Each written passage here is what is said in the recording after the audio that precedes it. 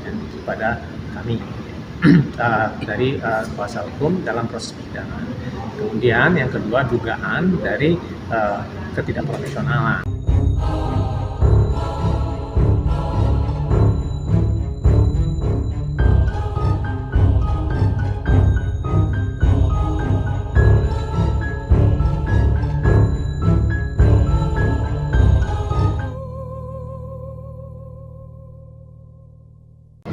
Adalah memang kami meminta ada dua agenda. Pertama itu terkait dengan audiensi untuk memaparkan tentang apa-apa saja yang menjadi concern kami dalam proses persidangan, bahkan juga pada saat di luar persidangan itu sendiri. Ya. Nah, kami di situ kan menduga ada dugaan pelanggaran dari kode etik. Nah, itu menjadi permohonan kami untuk bisa beraudiensi, gitu kan, untuk bisa setelah itu dipulang. Nah, kemudian agenda kedua itu terkait dengan pemeriksaan. Nah, pemeriksaan ini sebenarnya lebih kepada bagaimana fakta-fakta sih pada saat persidangan atau juga di luar persidangan yang berkaitan dengan dugaan pelanggaran kode etik. Jadi stressingnya di situ. Nah, sebenarnya kan ini sangat bersinggungan nanti ya, apakah itu terkait dengan kode etik dan juga terkait dengan dugaan pelanggaran terkait dengan hukum acaranya. Nah, jadi dua hal itu yang kami stressingkan. Nah, kami memang mendalilkan bahwa ada dugaan terkait dengan persoalan perlakuan yang tidak adil gitu, ya, kepada kami dari kuasa hukum dalam proses persidangan.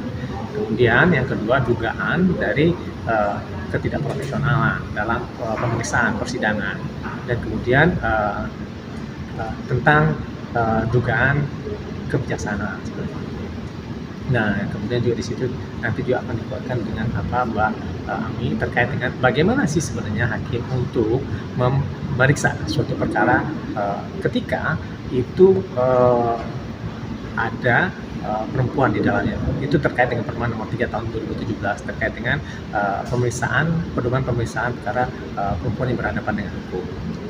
Nah, terkait dengan substansinya mungkin kami belum jabarkan satu persatu gitu kan, karena ini terkait dengan apa yang akan kita dalilkan nanti gitu ya. Dan kemudian setelah itu mungkin ini juga sangat rahasia gitu kan, itu sangat dimohonkan untuk pemahaman dari teman-teman semua bahwa ini merupakan terkait dengan hak dan martabat orang juga sebenarnya gitu kan. Oleh sebab itu makanya kami mohon untuk tidak kami sampaikan satu persatu terkait dengan bentuk-bentuknya, walaupun secara substansi sebenarnya dulu-dulu waktu pada saat di pengadilan agama itu sudah disampaikan gitu kan. Nah, itu mungkin ya kira-kira dari saya. Mungkin setelah itu mungkin Mbak Ami bisa menyampaikan khususnya terkait dengan proses pemeriksaan yang memang harus berperspektif gender yang kemarin ke Komisi Nasional Perempuan itu kan terkait dengan permasalahan diskriminasi dan kemudian dugaan kekerasan terhadap perempuan ya. Nah, ini mungkin juga bisa dikuatkan juga terkait dengan itu. Nah, di sini akan terlihat inline ya bahwa di sini Komisi Judisial, Komnas Perempuan dan seterusnya. Itu kira-kira. Silakan Mbak. Iya, jadi teman-teman hari ini Paula dan tim kuasa hukum didampingi oleh saya, Bang Alfon dan Bang Erwin. Ada dua agenda. Jam 10 sampai jam 12 Komisi Yudisial menindaklanjuti permohonan audiensi kami.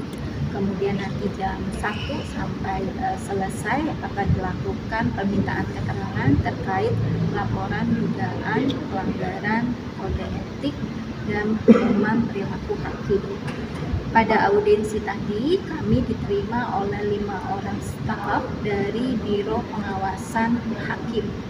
Nah, tentu mengapa Ibu Paula beraudiensi dan melapor ke Komisi Yudisial, karena kami mempercayai Komisi Yudisial yang memiliki mandat untuk menjaga martabat dan kehormatan hakim akan memberikan tanggapan terhadap upaya-upaya ya untuk dari kami untuk mengingatkan agar hakim, khususnya majelis hakim pemeriksa itu untuk diperiksa apakah melanggar dugaan kode etik dan pedoman perilaku hakim. Nah, Untuk tadi kami memang sudah menyampaikan poin-poin besar terkait dugaan pelanggaran kode etik, seperti mulai dari berperilaku adil, berperilaku misalkan memperlakukan secara setara, kemudian tidak berpihak dan seterusnya, yang profesional gitu ya. Yang nanti akan ditindaklanjuti atau didalami oleh petugas pemeriksa terkait hal itu. Nah, tadi juga disampaikan bahwa proses laporan di Komisi Yudisial itu selain dari pelapor bisa juga dari masyarakat umum, dan prosesnya akan dilakukan telaah dan pemeriksaan. Jadi tahapan dari pengaduan Ibu Paula ini memasuki setelah administrasi gitu ya, ini memasuki nanti jam 1 itu adalah memeriksa keterangan ya terkait dengan dugaan tadi. Nah, tentunya kami mengharapkan ini menjadi konsen, termasuk adalah isu perempuan yang berhadapan dengan hukum. Jadi Mahkamah Agung telah menerbitkan Perma Nomor 3 Tahun 2017 tentang pedoman pemeriksaan perempuan yang berhadapan dengan hukum. Siapa perempuan yang berhadapan dengan hukum? Yaitu perempuan yang menjadi tersangka, terdakwa, saksi, korban, dan para pihak. Para pihak di sini kan artinya juga perempuan yang menjadi pemohon, termohon, penggugat, tergugat gitu ya. Nah, dalam konteks ini Ibu Paula adalah termohon dan penggugat terkonvensi. Seharusnya majelis hakim menggunakan pedoman itu. Pedomannya apa? Yaitu mempertimbangkan relasi kuasa, mempertimbangkan diskriminasi dan pengalaman perempuan atas kekerasan atau pengalaman diskriminasinya ya, yang kami lihat di dalam proses persidangan maupun di dalam putusan itu tidak digunakan analisis gender, sehingga kemudian yang mengakibatkan perempuan dalam hal ini Ibu Paula justru tersudutkan ya, dan kemudian mengalami stereotip sebagai akibat dari perilaku maupun langkah-langkah yang dilakukan oleh majelis hakim ataupun juru bicara pengadilan agama. Itu teman-teman. Dan pemeriksaannya akan dilakukan kepada Kepala sendiri dengan Iya, pemeriksaan akan dilakukan kepada Ibu Paula sebagai pengadu dan saksi-saksi yang mengetahui dugaan terjadinya pelanggaran kode etik dan perilaku. Ada berapa saksi mungkin, Bu? Ada.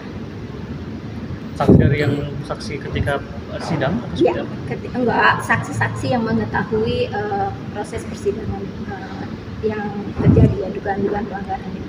Tapi kalau tidak salah memang dari pihak Komisi Yudisial pernah meminta untuk ada saksi yang dihadirkan juga. Apakah itu termasuk saksi yang di persidangan juga atau beda? Bukan saksi Beda. yang di persidangan, tapi saksi yang mengetahui dugaan pelanggaran kode etik.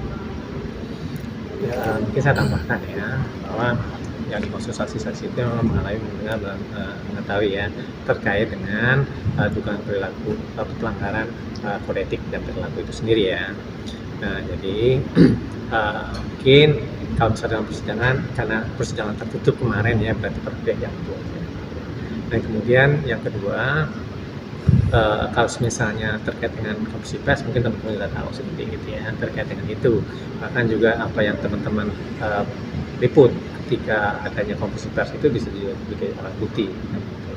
Jadi pada intinya pada saat ini kami akan diperiksa gitu kan, atau memberikan keterangan terkait dengan apa saja sih yang dialami ketika dalam proses persidangan maupun di luar persidangan, gitu kan, baik pada saat pemeriksaan di awal-awal ya sampai kepada proses persidangan di tempat. Gitu.